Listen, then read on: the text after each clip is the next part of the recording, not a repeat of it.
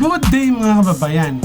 Special video natin for today ay magluluto tayo ng pork puchero. Ito itong ating mga ingredient. Simple lang at basic at pinakamadali uling lutuin, no? Mga kababayan. Hindi mo na kailangan ng maraming ingredient. Nandiyan lang repolyo, bawang at sibuyas.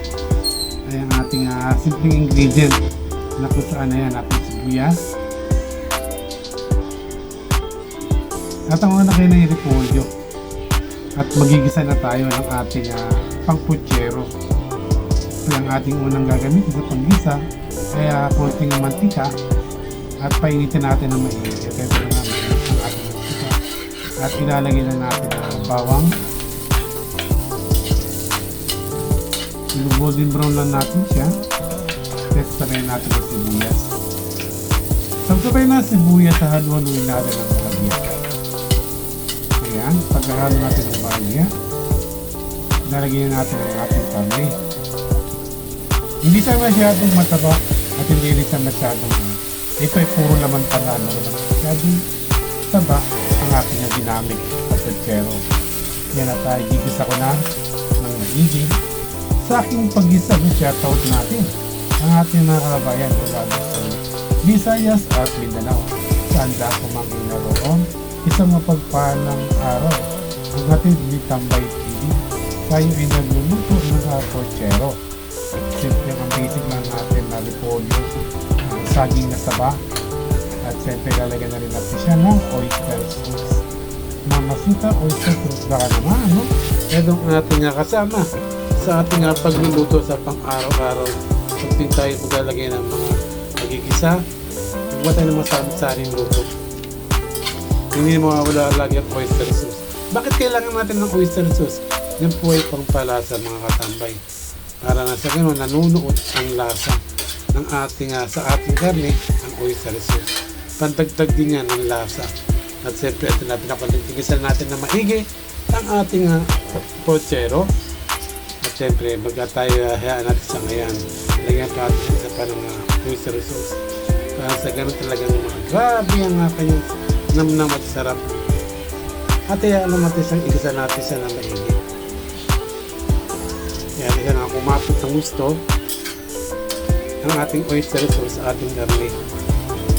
Kung may hita talagang swabe yan, talagang namnam mga sarap yun mga kapatid. Basic at simple luto lang uli ang ating sa hapagkainan ang ating ulam sa gabing kaigan. At yan, shoutout sa ating mga kaibigan. Sanda ko mga kinaroroon. Isang mapagpalang araw ang ating Tambay TV. Luluto tayo ng isa at basic na naman na lutong bahay ang ating niluluto sa pang-araw-araw nating tambay na may pakinabang. At ito na ang ating siyempre, hindi mawawala ang ating brown rice na ating kanin. Pagbaslago yan, kumbaga sa kung ikaw kailangan mo ng pampababa ng iyong sugar, kailangan mo ng brown rice. At ito na, lumapit ng ang ating oyster sa ating karne. Haluin ulit natin ng maigi. Pagkala natin lagyan natin na siya ng tubig.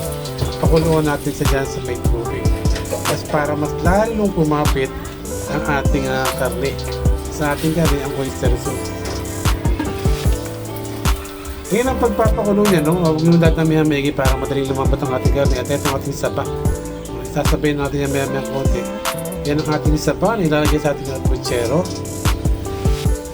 Kasi ito naman ang ating repolyo na panglagay din sa ating puchero. At yan na, kumukulo na. Kunti-kunti lang ang tubig para na sa ganon matatadyan ninyo at mapapagdyan ninyo nang hindi kayo masyadong magpalalayo sa inyong pinakakuluan. At yan, kung matigas pa ang inyong karne, dagdagan nyo ulisan ng konting tubig. Ganyan ako magpalambot ng karne mga kababayan. Kailangan na maraming tubig. At yan, natuyo na. Kapit na siya. Kumapit ng kanyang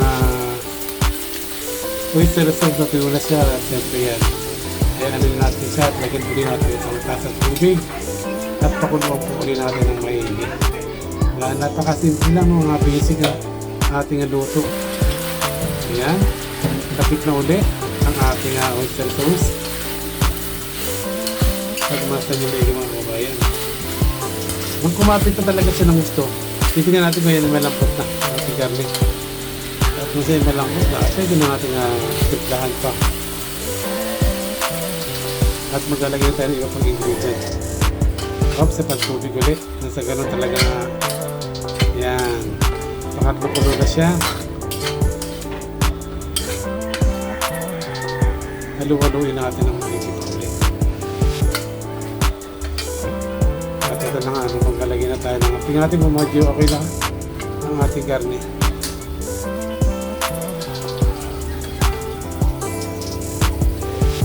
Sa pagtubig. Hindi ko tinatabi ng tubig bakit kanyo? Kasi nga, para yung ating karne ay madali siyang lumambot. Kasi pag binunto kagad natin ng tubig yan, napakatagal yan.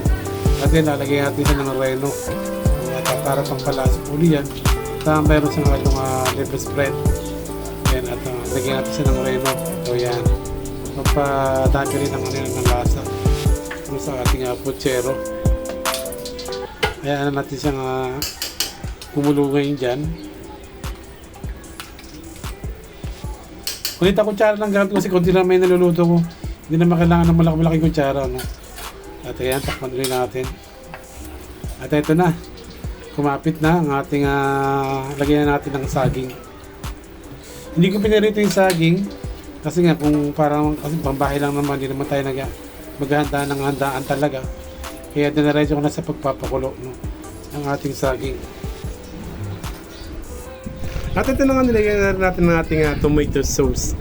Nang sa ganun, habang pinakukulo natin siya, lagyan natin tomato sauce, kulan uli natin ng maigi. Para yung tomato sauce ay kumapit din ng gusto sa ating puchero. Yan ang ating pampakulay. Imbis na aswete, ginamitan natin siya ng tomato sauce. At ito na, ilalagay ko na rin ng pinakahuli, ang ating repolyo. So yun at ito na. Bigyan natin rin pa, may konti. Bibigyan tayo ng 15 to 20 minutes at luto na ang ating ngayiwagang puchero. Kaya, yan at muli maraming salamat sa walang sawa niyang pagsubaybay kay Tambay TV. Ang inyong balikuhan, maraming salamat po. God bless po sa inyo lahat.